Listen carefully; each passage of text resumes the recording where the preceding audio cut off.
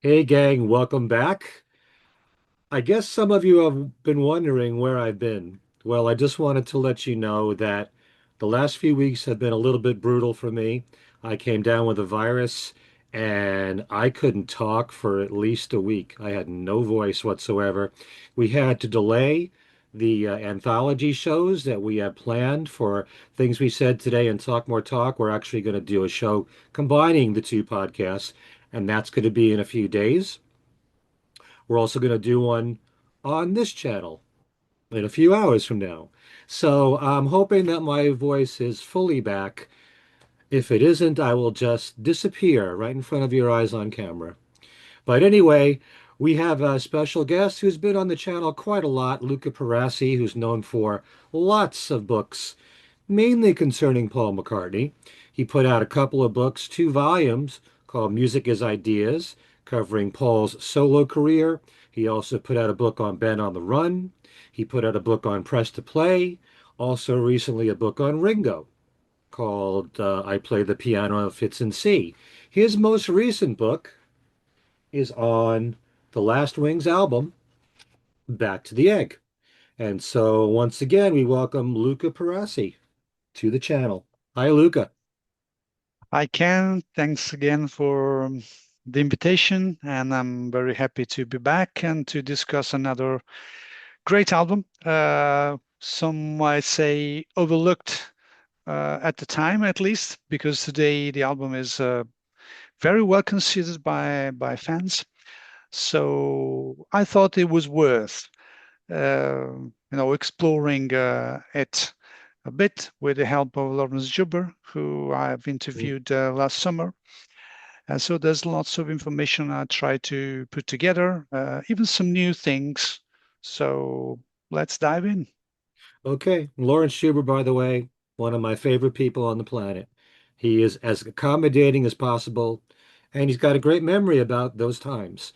So let's start with going to the very beginning of the book. Page two, you actually say Back to the Egg has gone down in history as Paul McCartney and Wings' quintessential rock album. Hmm. You would say that ahead of Band on the Run or Venus and Mars? I love the album. Don't get me Hmm. wrong, but why would you make that statement? Well, because the fact that the production is so, is different, let me say, from the two albums, at least from the two albums that went before. So both Speed of Sound and London Town were kind of mellow albums to some extent.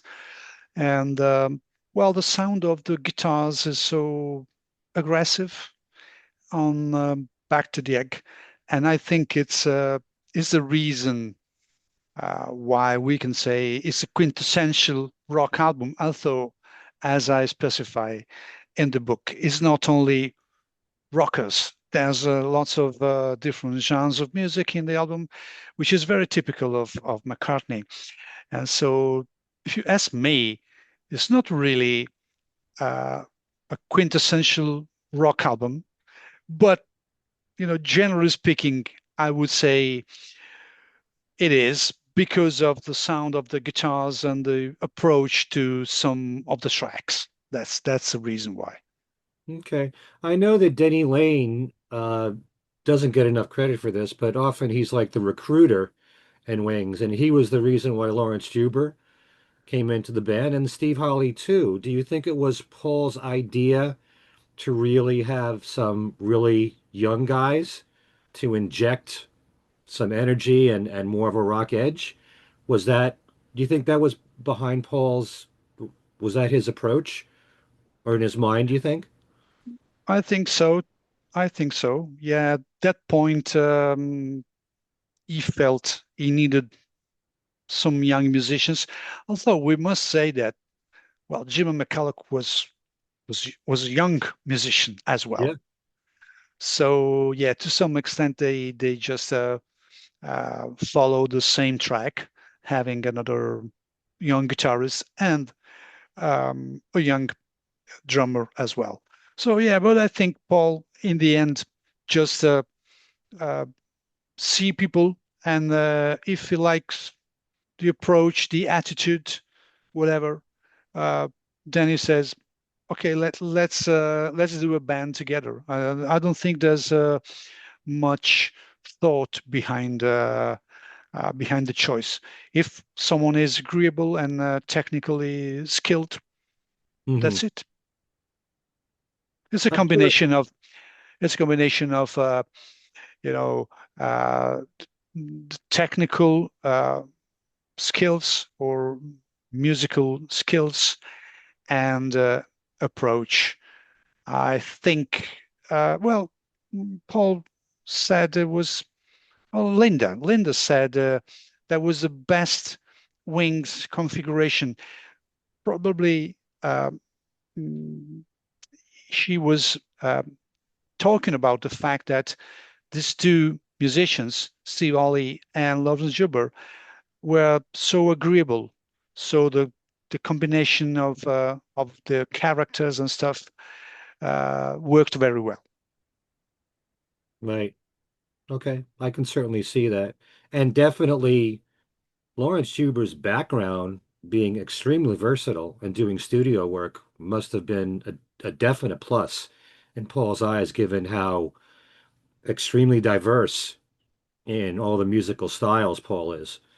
So I'm sure he saw that in Lawrence early on. Yeah, yeah. We already said that being a member of Wings meant that you got to adapt to any kind of situation, musically speaking, and Mm, not only maybe.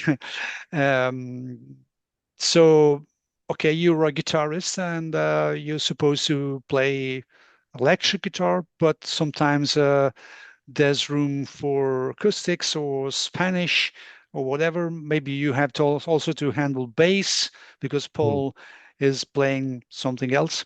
So it requires lots of versatility. And so that's another of the reasons um, of the choice. If you're versatile enough, then you're in. It's not right. easy. It's not easy. And Denny Lane proved that too. Yeah. Many times he moved over to bass or piano on Wing songs. I want to bring up something here, which is, again, very early on in the book, something I wasn't aware of.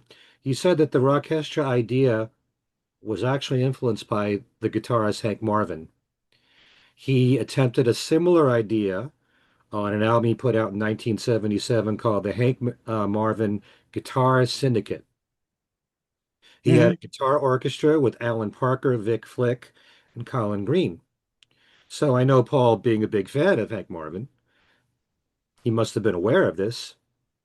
You must have been aware. I mean, what I have highlighted in the book is that there's a at least there's a combination. It's a coincidence, because we have this project by Hank Marvin, which is very similar to what Paul has done with the orchestra. And so it's very possible that he was influenced by Hank Marvin, and Hank um, visited Paul during a London town session when they were recording Name and Address, if I'm not wrong. So they were in touch um, just before the orchestra recording. So it's a nice thing if you think about Paul being always so um, so focused on also on uh, ideas by other musicians, uh, being able to capture these things and transform them into something else, something different, something which in the end is very McCartney. Right. Yeah. Okay. But it's just great that I didn't know anything about that until you put it in your book there. You also say that Back to the Eggs, as you write here, unfortunate legacy is largely due to the ruthless verdict in Rolling Stone. And you put in there Timothy White's review, which is scathing. And you think that had a lot to do with it's it didn't it didn't chart as high as they wanted it to. I mean, there's a lot of reasons possibly why Back to the Egg didn't sell as well as it should have. But you think this was a big influence, the Rolling Stone uh, review? Well, Rolling Stone was the major magazine at the time. It seems to me very similar to what happened with Ram. Uh, Hmm. you know, they just put out this harsh reviews. Uh, to some extent, I must say that it seems to me they were free to tell whatever they thought, assuming it was a genuine assessment. Okay, so they were not scared of saying that they didn't like a Paul McCartney record. Okay, Hmm. on the other hand, being Rolling Stone so important, then uh, many books have used this word to say that the album had bad reviews. But then, if you go further, you can see that okay, some magazines were not happy with the record. Others were more positive. So it's a balance between these two sides, and so it's always something I like to include in my books, uh, giving the readers a wider perspective about what magazines and journalists said at the time. Not only Rolling Stone, but definitely it was a kind of a famous case of harsh review that went down in history. And because Rolling Stone was so important, I mean, many people remember these words, but they Hmm. were not the only words said about Back to the Egg, fortunately. Yeah, just your opinion, and I'll insert my opinion here, as I often do. I think because Paul McCartney is so diverse, explores so many different musical styles, produces in a number of ways, I don't think critics know what they want from him. Because I'm sure some critics would prefer another Band on the Run. Some of them now certainly would love another Ram. Some people prefer a Wildlife. And it's really difficult to please everybody because he's done so much. And some of his albums are, how shall I say it? Some of them are very produced, very slickly produced. Some of them are much more raw. Some people prefer that more with Paul. Some prefer when he's much more spontaneous. Some prefer when he really works hard on his music.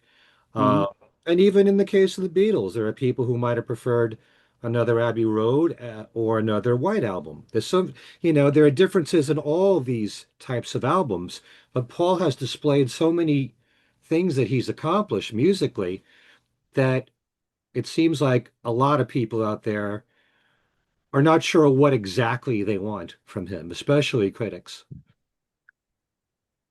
I see your point, Ken.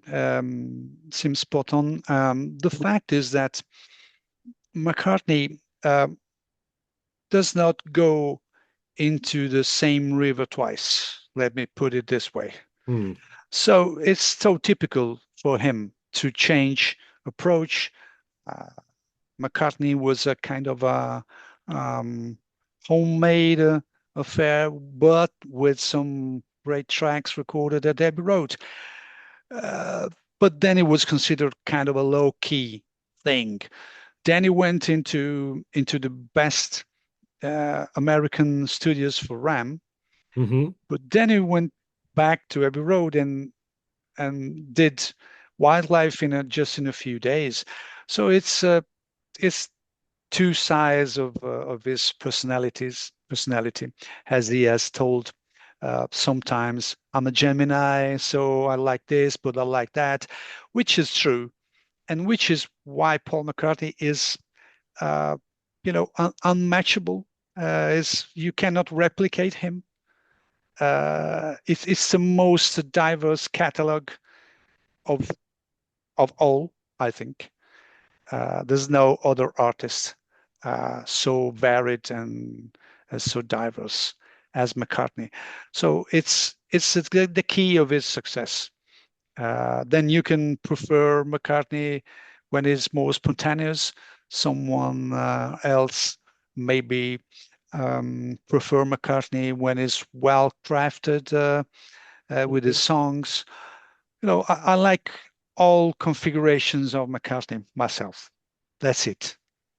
Me too. So, because some days or some during some seasons of your life, you like a couple of albums, then you wake up one morning and you're in the mood for, I don't know, wildlife. Then summer comes and you are in the mood for London Town or Press Play or whatever. So that's not so obvious. I mean, um, y- you can adapt uh, his music to your mood, and so that's why he has this enduring success and is attracting new generation of fans again. Mm, that's well put. It's exactly how I feel. There are times when you want him to be more the commercial pop artist. There are times you want him to be more experimental and do whatever he feels like doing. So that keeps it even more interesting. But some people can't figure him out, the people who prefer, one Yeah. style or, would rather hear another band on the run or something like that. Hmm. All right, let me move on to some other things that are brought up in your book. Um, I wasn't aware that Denny's song Again and Again and Again were actually a combination of two of his demos that Paul suggested he combine the song Little Woman and Again and Again and Again. Hmm. And his suggestion really worked there. Um, Much of the instrumentation you say was recorded outdoors. Well, not much, but they like to they like to try. They like to try both in Scotland when they started the sessions and at Castle.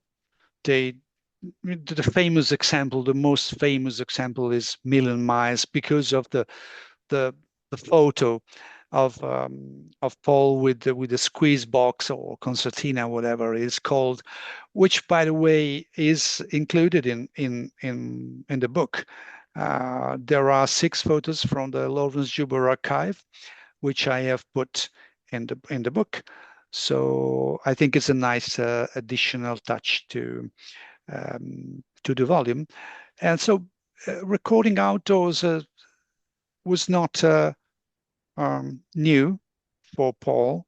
Hmm. They tried to do something also on London Town. It's just for the feeling, you know, when you're searching for a different feel, capturing a take outdoors can be great. And I perfectly understand. There's a special uh, natural eco or just looking at the nature, whatever. There's another famous example which is the recording of I'm Caring for London Town, which was recorded on the back deck of the boat. What's the reason? The feel. That's it. Mm. That there's no other reason.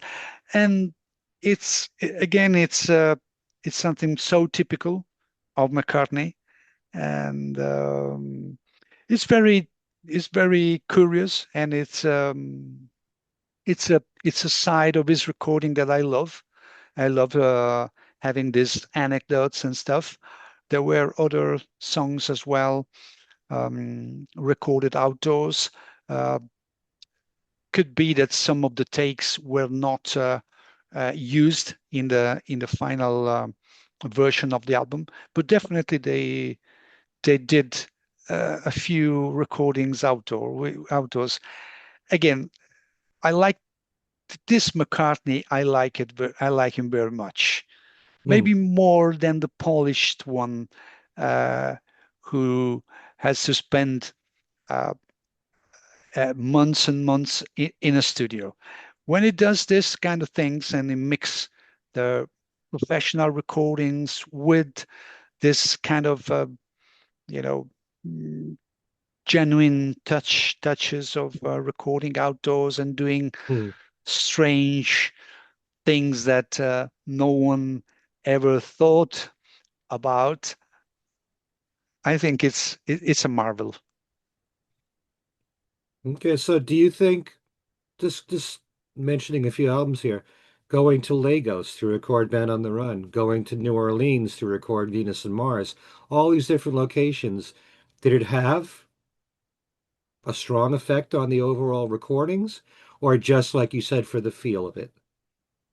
Not necessarily has a strong effect because um, in the end, if you think about Venus and Mars, and Paul said this, it's not very New Orleansy, Hmm. except for a couple of tracks. Well, definitely the sax on "Listen to What the Man Said" could be could be New Orleansy, and a couple Hmm. of other arrangements.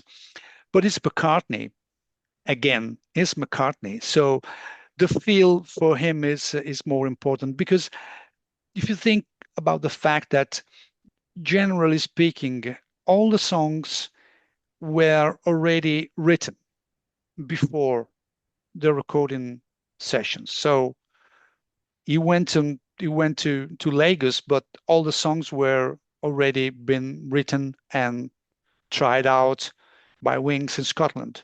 So it's just for the feel, you know. Paul likes um, to see the backing track as being very important, and the feel of the backing track is key. Then you can overdub a lot. Then you could transform the song afterwards. But the backing track is very important for him. Uh, Even though it's not perfect, could be not perfect, you can even leave uh, some mistakes, but the feel is more important. And I agree with Paul. Hmm. Yeah, I think you even brought it up that Paul has said to his musicians, leave the mistakes in sometimes. I think music is not necessarily perfection. Hmm. So a song could be perfect, but at the same time you could leave a mistake, and still the song is perfect because a song is a melody, a song is a rhythm, words, lyrics, whatever, and the overall feel is what arrives to people. So who cares about a little mistake here and there that many people won't even notice. But I can understand from a musician point of view what's importance of a backing track, or sometimes even um, including part of a demo into the final recording because you cannot capture the same feel twice again. So you need to to have your home demo if it's good, because if you just go into the studio and try to capture it again, it's not possible because it's a different day, it's a Hmm. different period of your life. It's not that night when you have captured the demo on your own, at home, at night, whatever. It's a feel again. Okay. Let me mention a few things here. Again, this is all early in the book. Uh, the group lost all their recordings from the first week at Limp Castle. Hmm. They discovered that the tape that they were not aligned properly and had to start from scratch. That's Yeah. a real shame right there. Also, both David Bowie and ABBA visited Paul at Replica Studio to listen to the new album, and Bowie said to Paul that he should release the broadcast as a single. Mhm. That's I don't, quite provocative, but I don't know what he has in mind, but they did different choices in the end. it's I don't know how David Bowie could even think that, but well, it's an interesting track though. Absolutely. And also, same time period, though it's not on the album, Daytime, Nighttime Suffering. You said the process of mixing a 24 track recording to a stereo master was very complicated. There were 49 attempts made Hmm. before it was approved. It's Yeah, such a this is perfect recording. Yeah. it's a great track. It was definitely one of my favorites, Daytime After Suffering. Whenever I do a compilation of Paul's music, Daytime Night and Suffering is always included. And yeah, apparently they did all these attempts at mixing, and that was reported way back in Club Sandwich, and so we could trust we can trust them. Yeah. Oh, it's a huge number of attempts, but being Paul a perfectionist and having the song, this a cappella part with all these vocals, I feel that was the reason why they have to try again and again and again Hmm. at mixing it. Finding the right balance between the vocals and stuff could take time. Yeah. Anytime you do an a cappella stuff, it's not as easy as it sounds. You got to do a lot of takes, I'm sure. Um, Denny Lane said many of the songs on Back to the Egg were done live to prepare the band for a tour. And he said there was less overdubbing than the previous album, London Town. Paul wanted to keep it simple and rocking. Hmm. I think we all feel that when we listen to the album. There are there are a few tracks which are live in the studio with just a few overdubs because that we have to always remember that the vocals uh, is the last piece of a record, generally speaking. So you can record a backing track live and sing in a guide vocal. Mm, Then you will replace the vocal after. But Spin It On, Old Siam Sir, uh, well, the two orchestra hmm numbers were captured basically live. So then they tweaked them with vocals and some other things. But yeah, there's a live feel throughout the album, which is not the case with London Town, which, by the way, is a great album in my opinion. I love London Town, but it's a different feel. It's not the band feel on London Town. You can have it in Cafe on the Left Bank. So the rocking track, uh, but it's a different approach on Back to the Egg. You have more of this live feel, especially on side one of the album. mm. I think that's why it's an exciting album for a lot of fans. And you can just sense it from the lively feel of it. So Yeah, also, it starts very strong with getting closer. hmm So uh, definitely side one has got many rockers, and so it's a fresh and lively uh, side more than side two, which has these two medleys.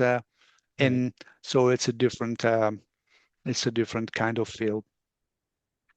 Do you think, since you mentioned guide vocals, we've heard the guide vocal of Denny Lane singing Getting Closer. Do you Hmm. think there was ever any thought that maybe he would be the lead singer, or that was just one He was try? asked he was asked about it. I think it's possible. He was asked, but he couldn't remember very well. Maybe they were just trying and having fun. Uh, I think it's possible. They have I had envisioned the song as a sort of let's split the vocals as they did on No Words, which was Hmm, a co-write.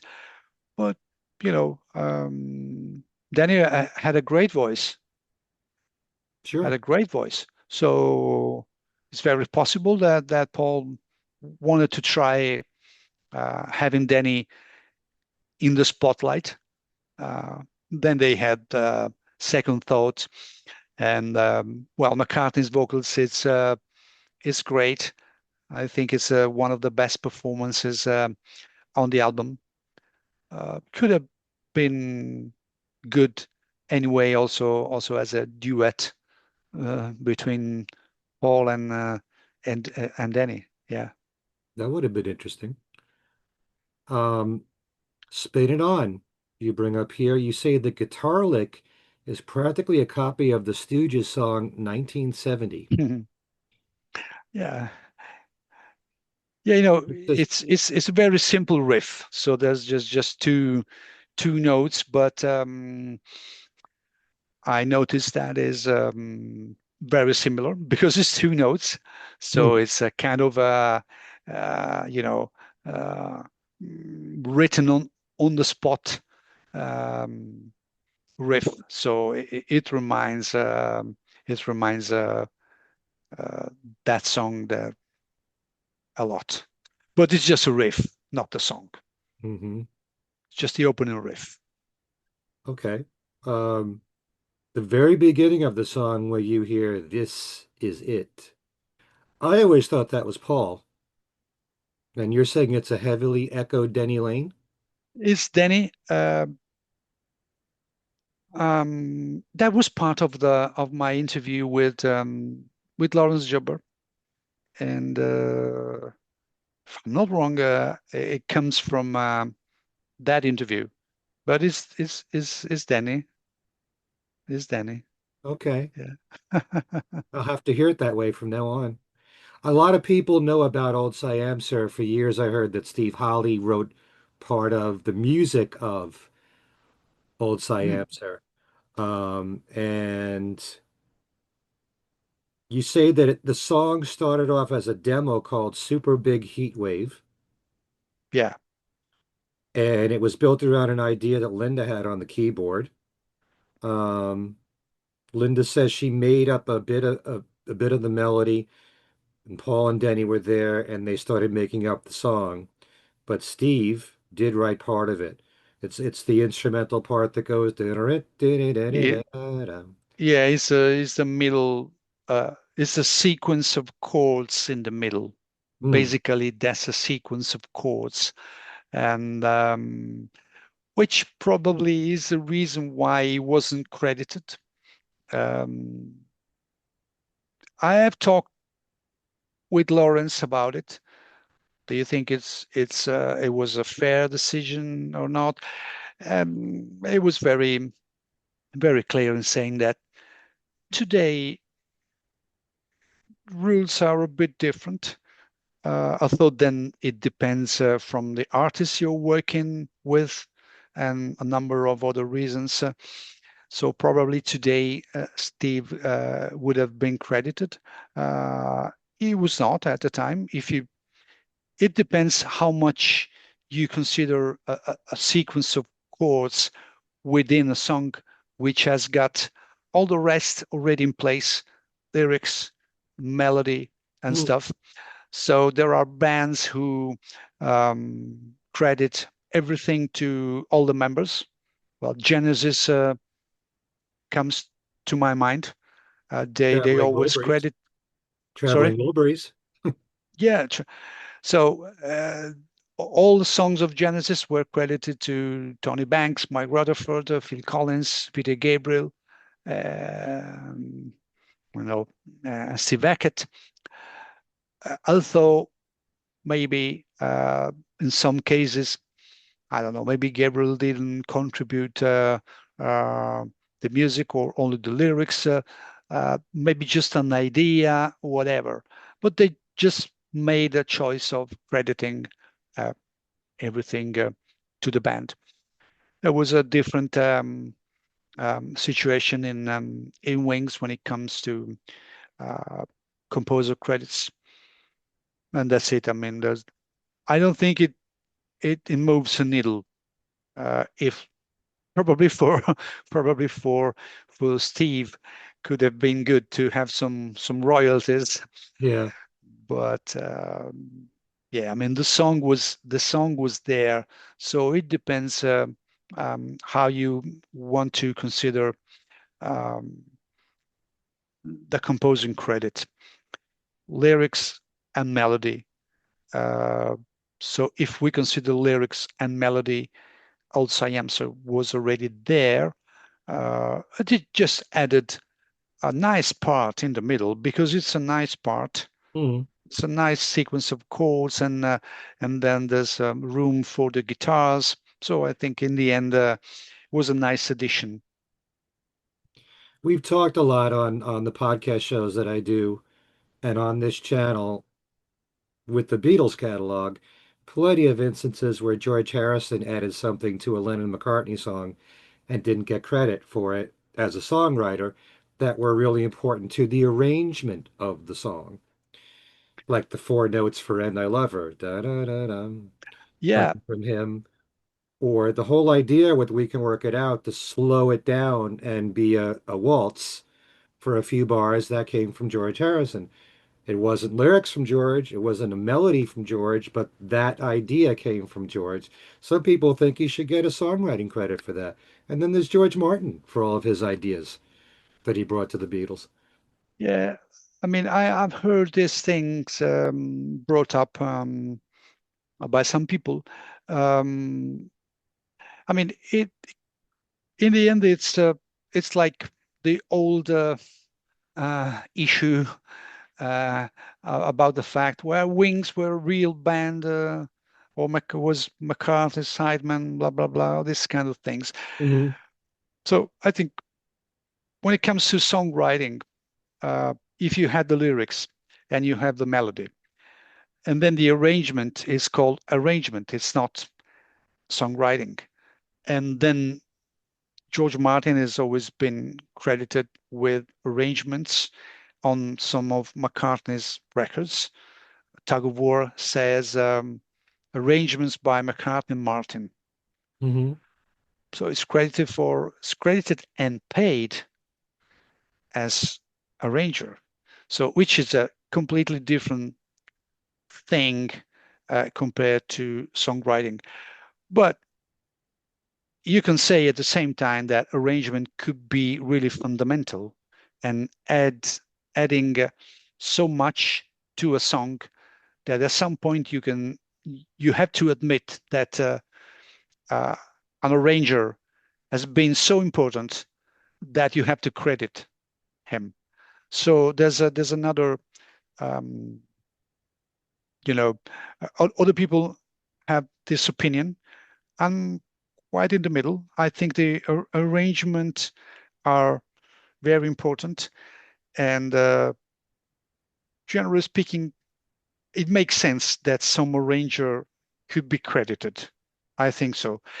But again, it depends from the dynamics within a band, from the dynamics between you and the artist, you arranger and the artist. So it's not an easy thing to solve. There's room for considering arrangers very important in the songwriting composing process. There's room for considering part of the arrangement when you are a musician, like you said, George Harrison, and you mentioned a couple of Hmm. instances. So there's room to consider this things part of the songwriting. Uh, I've always thought that, as I said, lyrics and melody are the song. Then anyone is free to do whatever he wants to do.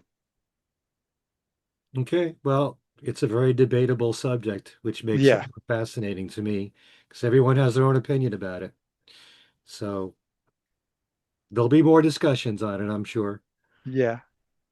Arrow Through Me, you say, is arguably the finest piece of work on the entire album. That's my opinion, of course. And yeah, if you look at the harmony and the chords, uh, very complicated stuff, very jazzy, R&B, soul, whatever. Mm, There's so much in. Uh, it's also great arrangement, all based on synthesizer and keyboards. And fantastic uh, vocal performance, oh, yeah. the horns, whatever. So it's also a catchy song. Uh, that's why it was chosen as a single as well, and Mm, it was it was not a smash success, but it went to number 29 in the US, which is not bad, right. So uh, it's my favorite one on the album. Mm. I do think it's a brilliant song, and McCartney's vocals are off the charts there. The range of his vocals from a low note to a very high note, and Oh yeah. he seems to do it with ease. But yeah, I love that tune, and I think it's being noticed more and more as a one of his better songs from his post Beatles career. He even put it in his compilation on the Wings Hmm. compilation. Something really interesting here about Winter Rose. This is what Laurence Juber said. I played a picking pattern to an Ovation classical with a special pickup that directed alternate strings to either side of the stereo mix, with strings 6, 4, and 2 on the left and 5, 3, and 1 on the right. He Hmm. says this added a spatial atmosphere to Paul's piano part that was supported by Steve's muted drum pulse. That is really interesting to be able to separate those strings of the guitar for each of the channels, the left and the right. Yeah, I one thing I love so much is listening to music, and Paul's in particular, with headphones, and that's an effect I've always noticed. Then when I interviewed Lawrence way back, he explained very well what happens in in your headphones, and so you can appreciate even more. Hmm. I want to make an observation here between Back to the Egg and Press to Play. Hmm. And that is that with Back to the Egg, there was some effort to try to sound more contemporary with the punk movement and all, and having Spin It On, Bolts I Answer. I think To You is a very punkish song Oh on yeah. the album, and be very experimental, just like he was with Press to Play and trying to sound contemporary and trying to have that 80s sound with You Badge 'Em. But then, like you said in Press to Play, the very end of the recording session, he does Only Love Remains. He's got to do a song that's more traditional Paul McCartney, that everyone kind of expects him to do, the great love song on the album. And then with Back to the Egg, I guess it's the last song, or it might have been one of the last, is Baby's Request. So he's Yeah, it's the trying to last one. do, yeah, he's trying to do what the public kind of expects of him. So he's kind of bridging the gap between putting his foot, putting his toe in the water there on what's going on today and experimenting with that, but he's got to reel it back and do something more of what the public expects. And I think something like Winter Rose, which is a great ballad, that's more of a, if you want to call it typical or traditional McCartney sound, you know, having those songs to go with the newer sounds and styles of the moment. Yeah, but having those songs as Baby's Request or Winter Rose, it's to my ears at least um, what makes fascinating an album as Back to the Egg. Because if you think about, I don't know, 11 or 12 rockers, well, where's the melodic McCartney? Someone can say, where's the melodies? And why you have to, to exclude melodies and stuff? Arrow Through Me, Baby's Request, only because you want to do a more rocking kind of album, and then you just give up to the rest of your song writing uh, stuff, the things you have composed and are ready for it. For McCartney, it doesn't make really sense to have all rockers, all ballads. Hmm. The mix between the two things plus the experimental stuff that you have mentioned, which is definitely a common trait uh, of Press to Play and Back to the Egg. So I thought about it when I was writing this book that to some extent there are some some similarities in the approach and in the choices between these two albums. So I'm Hmm. happy that you brought this point in this conversation because it's true.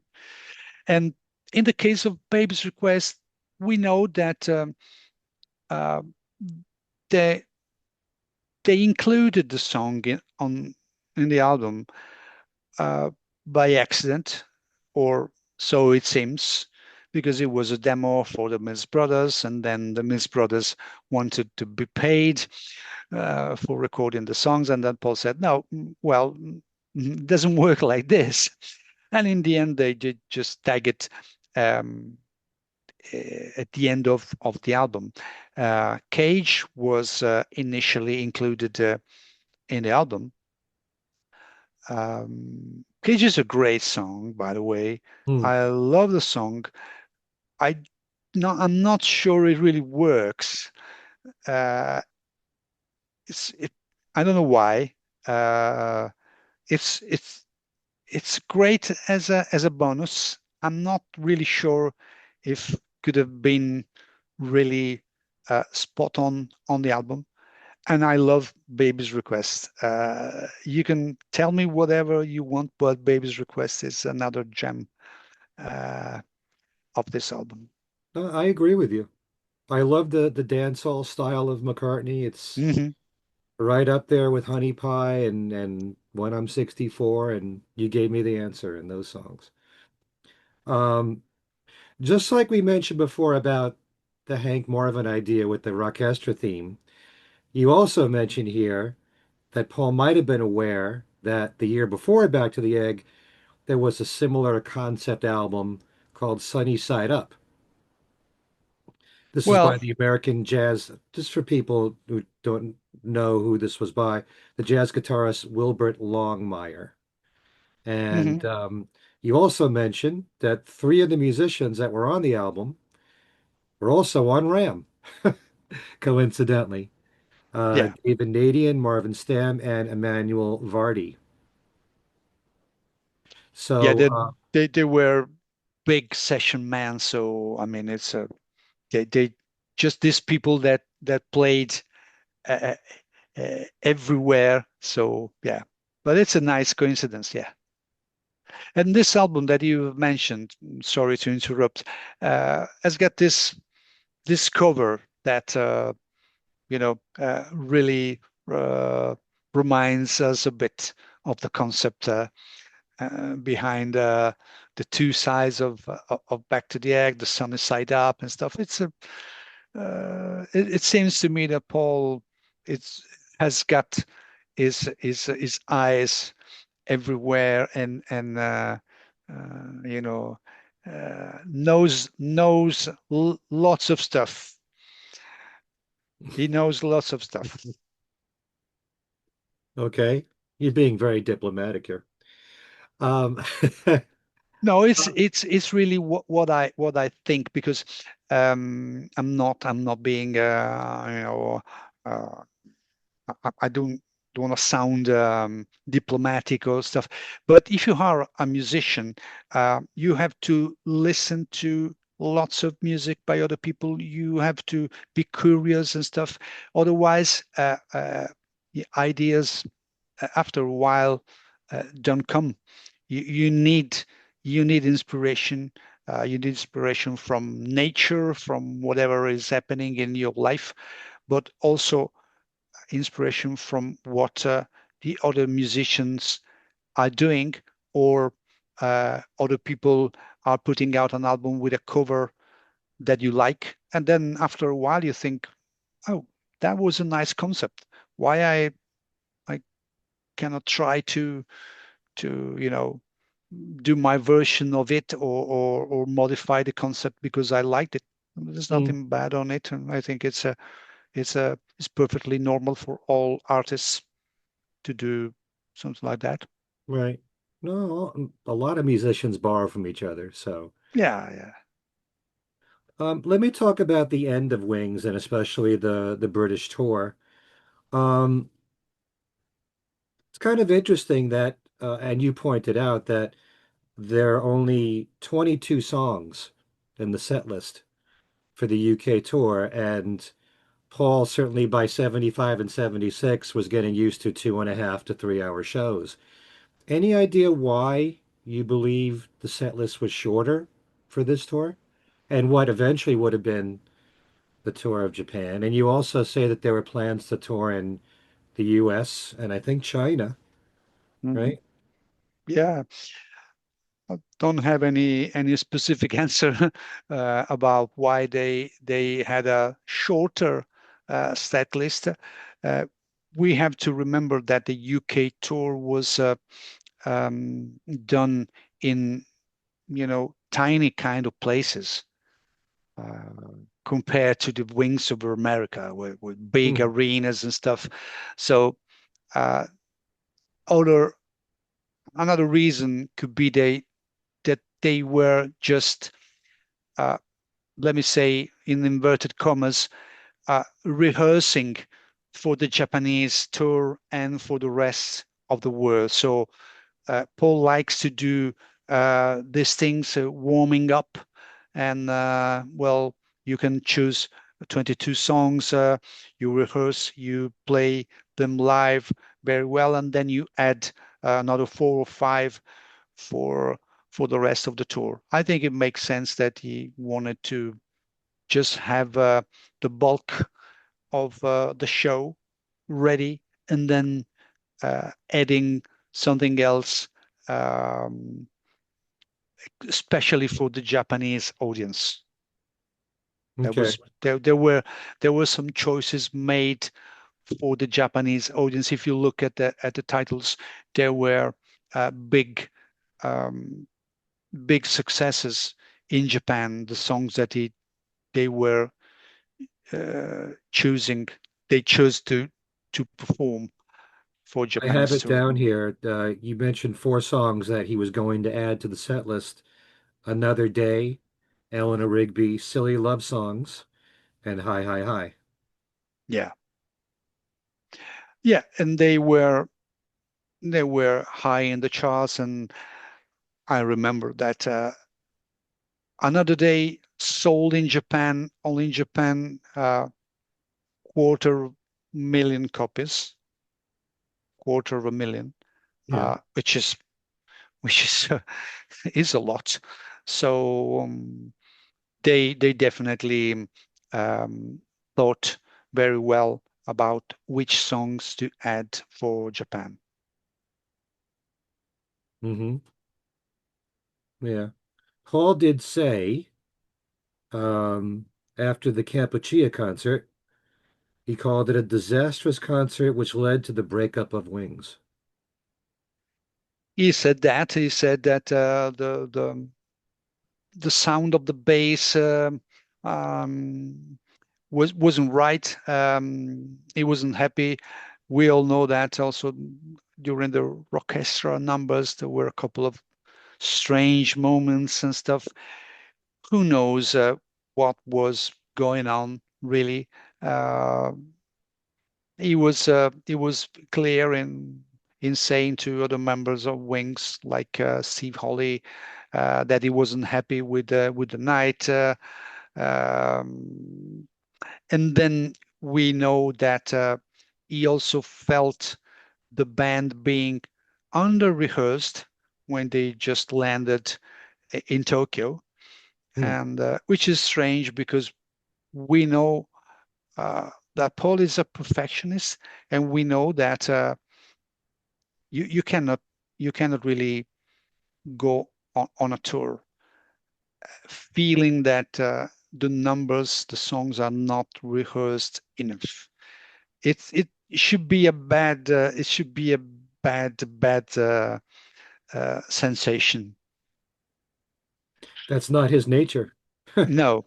So something was going on in his mind at the time, and he was even clear in saying that the marijuana incident was his way to say, okay, I don't want to be in Wings anymore.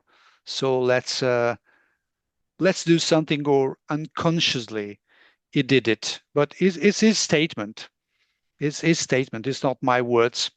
His statement was there was something inside of me that was just I didn't know how to end Wings, which it's exactly what happened because it didn't put the word end to Wings.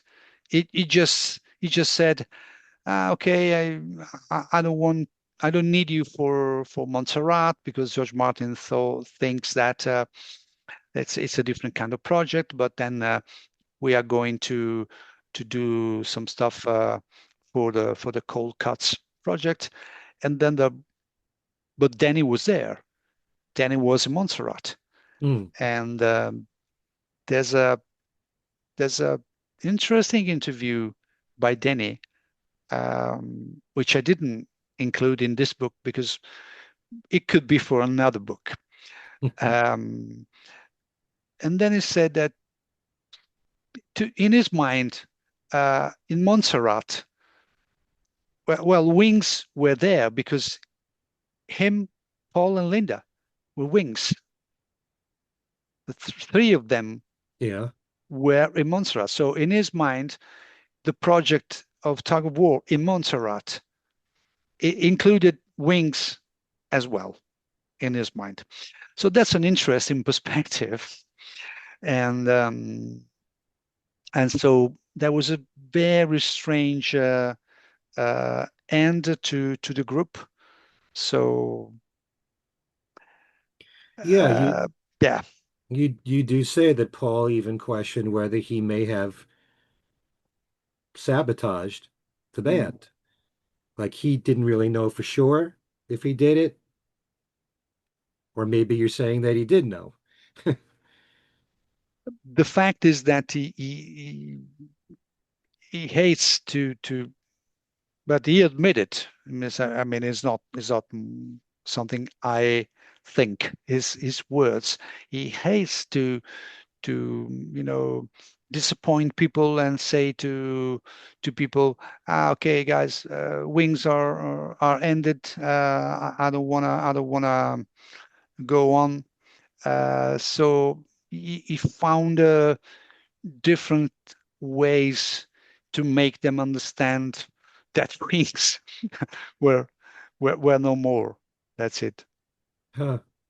There's a moment there where Steve Holley says in your book he was given the chance to listen to McCartney too before it Mm. came out, and he felt really strange, like this is the end of Wings.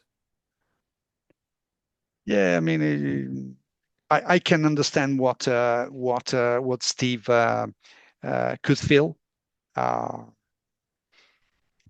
because we have to consider that in June, July, well, Back to the Egg was released in June, early June 1979, and at the end of the month, even before, or at least anyway in July, Paul was already in the studio on his own Hmm. for the McCartney 2 uh, songs. And so they were basically in the middle of promoting an album. The first month you do all the efforts. It's like I do for my books. Right. when they when they are out, you put a lot of effort, especially in the first months. And he left uh, basically a big part of the promotion to Laurence and Steve, and he did some interviews on his own, but the majority of interviews were done by Laurence Juber and Steve Holley, and Paul was already recording for another project. That that tells us something, right? Hmm. I always thought it was a way for Paul to showcase the band and give attention to other members instead of all the attention being put on him. No, it is, but uh, I mean, it was a nice thing to do, to have Lawrence and Steve promoting the album. So that's not the point. Is not uh, having them promoting. It's not the problem. The thing is that while they were out promoting, Paul was in the studio recording other stuff on his own. Hmm. that's that's the contradiction I see. Yeah. I always remember when I saw the interview that Paul gave to Tim Rice to promote McCartney 2. It's almost like the whole idea of Wings. It's like, why are you even bringing that up now? You know, Yeah. he really wanted to get on with talking about McCartney 2 or what's happening today. So, yeah, it's Yeah, it was interesting. anyway. I've included. Okay, just let me say this. The book is about Back to the Act. There's lots of stuff as we have mentioned about the album, all the songs, the recording sessions and stuff, unreleased tracks, the jams, Goodnight Tonight, Daytime, Night and Suffering. But then it made sense to me to uh, to tell a bit about the end of Wings as well. It would have been really strange not talking about these things, the tour, the Japanese tour, all that happened, that led to the end of Wings. So that's the idea behind the book, and so it gives the reader a little bit more context about what happened after the album was out. Yeah. You also, I should say, have a chapter in there on Rupert the Bear and all the songs that are in the Yeah, soundtrack. So it's nice to include that as well. Um, I've also included a chapter about these two songs that were rejected for movies. Did we meet somewhere before? And same time next year, right. because well, the Wings were involved, but there are not really Wings project. There are more Paul McCartney project in trying to come up with a song for a film. And there are some very interesting insights by Laurence Juber about this stuff, about about uh, the relationship between uh, Paul's music and the dramatic that goes in a film. I don't want to spoil it, but it's an interesting take. Um, and this was part of this long conversation I had with Lawrence. And I think you find the best bits, lots of stuff in the book, Hmm. and it was a very a very interesting conversation.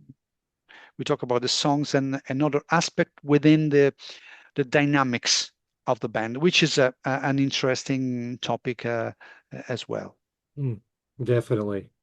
No, I've really enjoyed the book, and I Thank you. definitely recommend to everyone to go out and buy it. Before we go, couple last questions. What did you think of the new compilation of Wings? It's I mean, I know why you are bringing this basically, because we, as longtime fans, we would have loved to see something unreleased, maybe Water Spout, something maybe different. But I think it's this compilation is aimed at new generations. Uh, Maybe not in the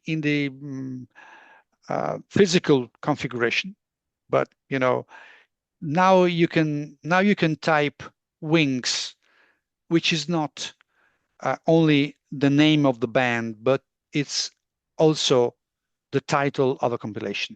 So let's think about you know how the algorithm works, and you can understand why the title, why this compilation. I think it's a smart it's a smart move, and so I think I'm okay with it. I'm okay. There's I'm, I'm not particularly worried about the fact that they did not add unreleased stuff or new stuff. Also because there's not so much to add. I mean, what you could really add to this great catalog? Well, Waterspout, yeah. I feel Waterspout, it's a great song. Um, could have been on the compilation, could have been nice, yeah. Apart from that, I don't feel Paul uh, had left uh, something incredible unreleased for all these years, you know. So these things that we love, the archive kind of things, let's hope we will see Back to the Egg in London Town as archive collection as well, or in any other form, maybe a double CD with the album and some of the best uh,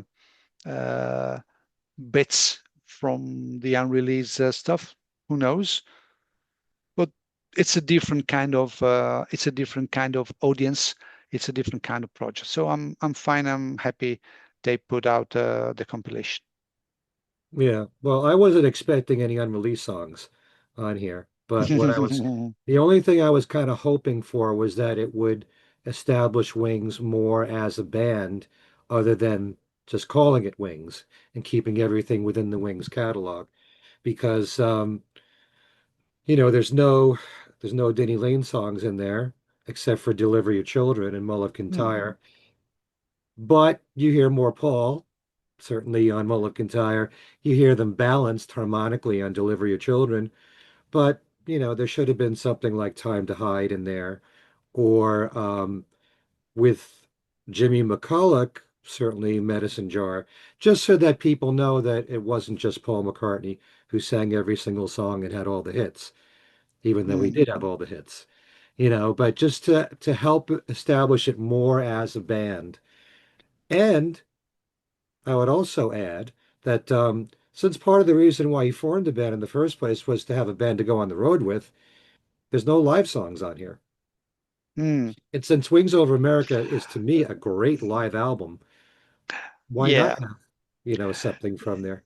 Yeah. The only thing I would add to what I've just told is that I would have included. Well, there's two songs which are out of the compilation, which are Rockestra theme and Coming Up Live at Glasgow. Hmm. And Rockestra won a Grammy, and Coming Up Right. Live at Glasgow was nominated for a Grammy. So I feel they could have added these two tracks because they show uh, also another degree of success of Wings, winning a Grammy and having a Grammy nomination. That was two big achievements, and so I would have included these two tracks on the I know. How compilation. can you exclude a song that went to number one, like Coming Up did in the Yeah, US? And maybe I'm amazed the live version was also a hit. yeah, So, you know, I don't yeah. know. This That's a problem when you got so much material. Hmm. you ask 1,000 McCartney fans what they would want on a two CD collection, you'll get 1,000 different, Yeah. you know, set lists or whatever. And finally, I haven't read it yet, but the new book on Wings, have you read it? I've read it some parts. I'm reading the Italian version. Hmm. They asked me to do a review, and so I'm just finishing it. I got the English version as well, so I read it here and there. Uh, yeah, you Any want to know? impressions so far? Well, it's built on it's a nice book because there's lots of information. Um, you know, the words taken from the interviews. Uh, some of the interviews I think are more recent than others, so there are archival things and more recent interviews. Uh, Sometimes I think they are mixed. So you could find some sentences or quotes that are a mixture of old uh, things and more recent or different sources. They Hmm. could have done something like that. But it's a nice overview. It's a nice overview. Then, if you go through uh, the book, and we are, as they say, McCartney scholars, right? Yeah. So we know lots of stuff. We know what the legacy um, uh, they have brought out. And we know that, for example, it's not true that they had to re-record all the tracks for Band on the Run after the robbery, because Mm. we know that the robbery happened at the end of the session. And there's a there's a different perspective on the book in the book. There's a different perspective here, Right. but again, uh, it's a different goal. It's a different goal, so it could please anyway a lot of people, and it's a very interesting story. Uh, post Beatles, McCartney post Beatles will be studied again and again and again Yeah. in the next decades. It's worth. So I think this is just the first phase of a process that will be bigger in the next years. Yeah, I'm sort of looking forward to that documentary coming out the end of February. So Yeah. that should be interesting. You want to just share with the folks if you have any plans that you could talk about of your own? Any, like what your next book might be? No, there's one which I have delayed to January because focusing on too many projects at the time could be not a good idea. So the next one is a book on the George Harrison album, Right. which will be out in January. So stay tuned. I had the chance to interview co-producer Russ Titelman Mm. last July, and so lots of nice insights from him, and it's an album I love so much. So Me too. I think it was worth revisiting it and having uh, the voice of Russ Titelman in makes it even more interesting. It's not easy with someone like George. He used a few musicians on his records. Some of them were not reachable, or some of them were not interested to talk, or better, these people could be in their 80s or whatever. So Hmm. sometimes, they get maybe some health things to to look for, and that's it. But Russ was in great shape. It was a fantastic conversation. So that's the next one for George.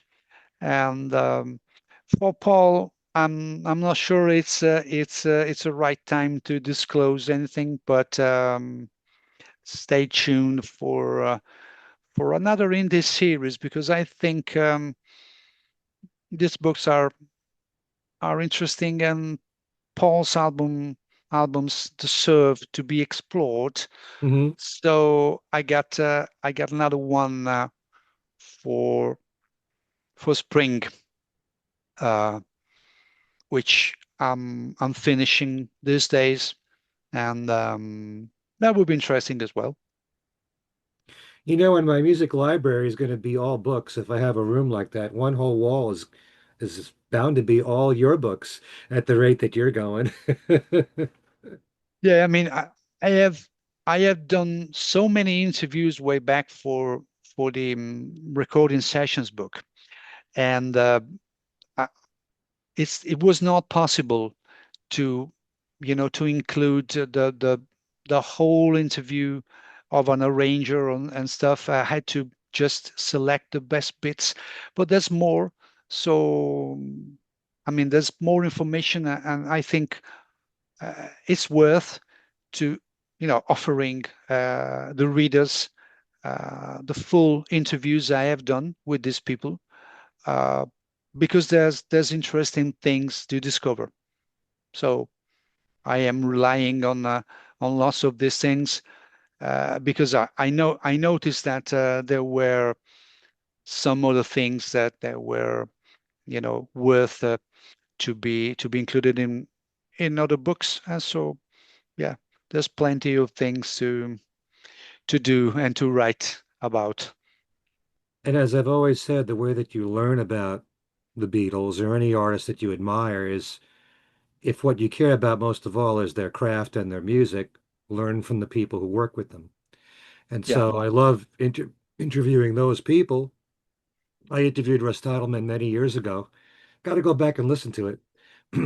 But I'm certainly curious to find out what he had to say when you spoke to him. See, I knew I'd lose my voice at some point, but I'm glad that it's at the end of the interview. But Luca, this has been great. As always, come back again when the George Harrison book comes out. And yeah. again, his book is on Back to the Egg, right here, the story of the last Wings album. I will include a link so you can purchase the book. And it's always great having you here. Thank you again, Ken. It was a very enjoyable conversation. So let's stay in touch, and we'll talk very soon. Okay. Bye Thanks to bye. all. Okay. Thanks to everyone for watching. We'll see you soon.